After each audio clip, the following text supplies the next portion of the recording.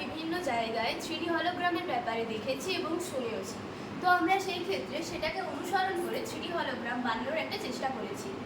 তো আমরা এখানে 3D হলোগ্রাম বানিয়েছি, আর এটা কিভাবে বানিয়েছি সেটাও আমরা বলবো।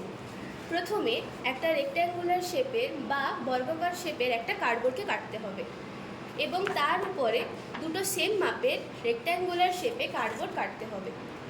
এবার একই জায়গায় এইখানে 45 ডিগ্রি অ্যাঙ্গেল করে কার্ডবোর্ডটাকে কাটতে হবে। এবার সেইখানে ট্রান্সপারেন্ট পেপার অথবা ট্রান্সপারেন্ট কাঁচ বসাতে হবে, দিয়ে অবশিষ্ট যে কার্ডবোর্ডের টুকরোটা থাকবে সেটাকে এখানে গ্লু দিয়ে চিটিয়ে দিতে হবে।